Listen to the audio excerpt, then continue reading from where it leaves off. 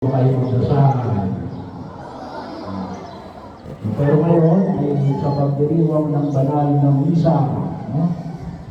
Ano ang pinakamataas ng taas ng dasal? Anong pinakamataas ng taas ng dasal? Misa, very good. No? O palakpakan niyo naman si tutor. No? Yan. So baka niyo, huwag niyo malulutan. No? Napakahalaga yung pagdiriwang ng banal ng misa. No? Bahagi yun. At ating ipinapanalangin, no, para sa taong ito, 2026, so 2027. Maraming mga hamon ang inaharap ng ating mga eskwelahan. Lalong-lalo na ngayong panahon na ito. No? Maraming hamon ang inaharap ng mga estudyante. Kayo, no? Kasama na yung mga magulang, mga guro, no? Mga punong guro, lahat ng mga trabaho. Kaya kinakailangan namin manalangin. At tamang-tama ngayon ay piyesta ni Santo Tomas. No? Siya ay kasama doon sa mga alagad ni Jesus. Ilan ang alagad ni Jesus? Ilan ang alagad ni Jesus? 12. Very good. 12. At isa roon si Santo Tomas. No? At sa Ebanghelyo, nakita namin sa Ebanghelyo natin, ito yung tawagin natin ay nagdududang Tomas. No? Hindi sapagat palagi siya nagdududa, pero siya ay nagduda kung si Jesus nga ay muli nabuhay. Bakit? Kasi last Sunday, siya ay absent. No? Wala siya roon. Hindi naman sinabi kung bakit siya absent. No? Kaya, huwag kayo ma-absent. No? May iwan kayo. No? Palagi kayong present. No? Magsumikap kayong pumasok araw-araw sa paaralan. No? Kasi kapag kayo naiwan, bahagi yun. No? Maiiwanan kayo sa lesson. No? Mahirapan kayo. Maliban na lang talaga kapag talagang kailangan. No?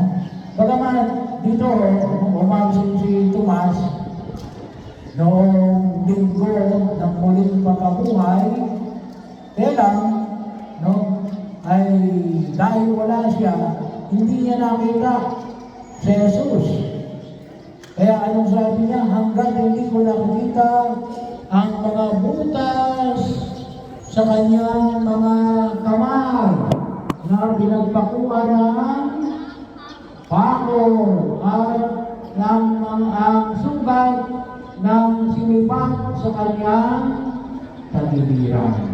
Hindi siya maniniwala. No? Kaya bahagi yun. Well, masama bang magduda? No? Alam nyo, bahagi ng tao na tayo nagdududa. No? Naalala ko tuloy, may isang pagkakataon na ang isang parokyano ay nasunugan ang kanyang store sa palengke. No? And then, hindi nasunog lahat ang kanyang paninda. At 1 week after, 1 week after, inatake yung kanyang misis sa puso. So, nagkasakit. Kaya siya ay nagtanong sa Diyos. No?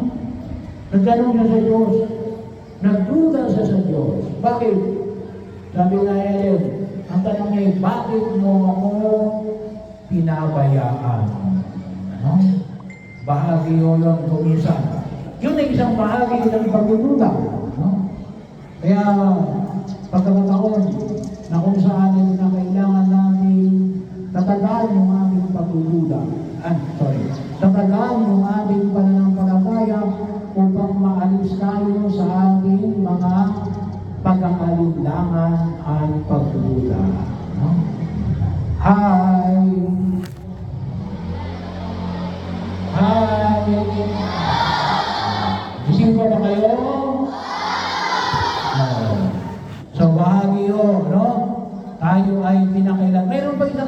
ng pagdududa. Ano yun? Yung hindi mo alam. No? Intellectual doubt. No? Yung isa yun, yung pagdududa ng kalooban, feeling. Kaya kinakailangan tayo palagi mag-aral. Kinakailangan tayo pagdududa sa isip. Tama ba ito? O mali? Lalo-lalo na ngayon, gawa ng mali. Gawa ng information explosion. No? Sino hindi sa inyo marunong gumamit ng cellphone, ng internet? Kaya ba pag hindi marunong sa inyo? Talaga, ha? Kalimitan kayo ngayong marunong nang gumamit nito. No? Dahil ito pa yung mga matatanda. No? Yung ibang matatanda, hindi marunong gumamit ng internet, ng cellphone. Pero kayo, mga kabataan, ay mahilod na. No? Kaya, nakita natin, napakarami ng informasyon tungkol sa pag-aaral. No? Maraming pamamaraan. Kaya nga, nakita ko rito, basahin nyo ngayon, kahit ibang basahin nyo, bayanihan sa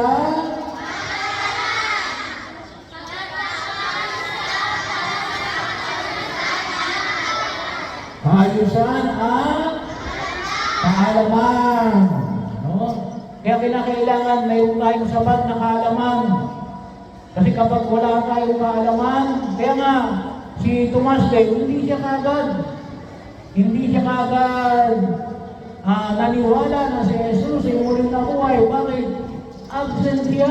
No? Absent siya. Kaya kinakailangan ng pag-aral tayo ng maligid. No? Marami tayong dapat natutunan. Nandiyan ang mga guro, nandiyan yung mga katurista. No? Para tayo gubayan. Bakit ano sabi ni Jesus? No? Ako ang daan, ang katotohanan, at ang buhay. No? Yun ang sabi ni Jesus. At yung pananampalataya dapat namin tinutulungan tayo na makamit ang katotohanan. No? Nais ng Diyos na tayo ay magkaroon ng sapat na katotohanan. Kaya kapag hindi natin ninais din, hindi na natin makapagod yan. No? Kaya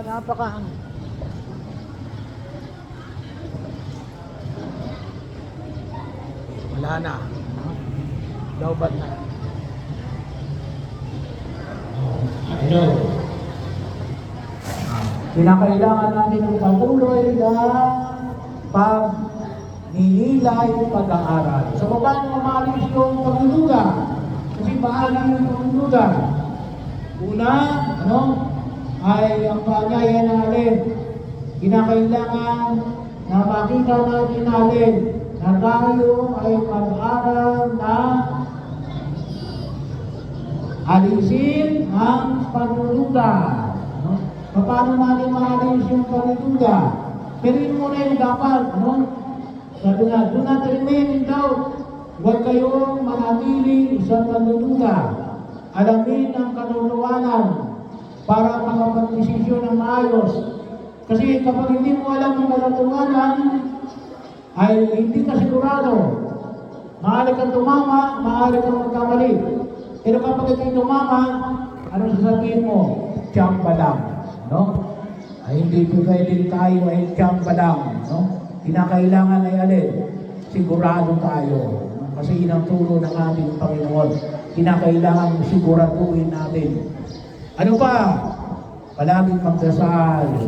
No? Palagi kayong magdasal. Hilingin ninyo ang tulong ng Diyos. Hilingin ninyo ang tulong ng mga banal. No? Hilingin ninyo ang tulong ng mga santo at santa. No? Ito ba isa ko pa rin ng Santa Monica? Hilingin ninyo ang tulong ni Santa Monica. No? So, bahagi ho. No? So, si Santa Monica ay nanay ni San Agustin. No? So, pareho silang santo at santa. At anong sabi nga, si San Agustin Ellen? Si San Agustin ay naging obispo. At anong sabi ni San Agustin? My heart is restless until it rests on you, my God. Ang puso ko hindi mapapanatili, hindi mapapanatag kung hindi ito napanatag sa iyo, Panginoon. No? Piliin natin ang tulong ng Diyos. Bahagi yun. At tingin din natin na kung saan alin ay patuloy tayong mag-aral. No? Hindi lang ako tinuturo sa inyo sa paaralan na kayo ay magkaroon ng maraming informasyon. No? Itinuturo din sa paaralan natin, magkaroon tayo ng pag-iisip, critical thinking, no? Yung critical na magninilay, no? Na masanay tayo, no? Gamitin ninyo yung utak natin, no? Bahagi yun, no? Kung minsan ang nililihan natin nagkakawin nila mata, dahil na, no? Bibig. Pero huwag natin kalimutan na may utak tayo kapag hindi natin ginagamit yan, no?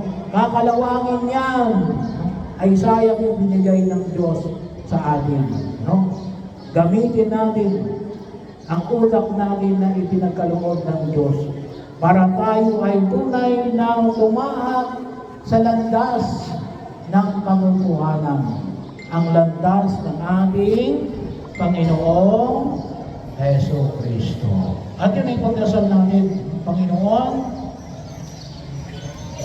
tulungan mo kami huwag manatili sa aming mga pagdududa. Liwanagan mo kami sa aming pagkilos at gabayan mo kami sa aming pang-araw-araw na buhay.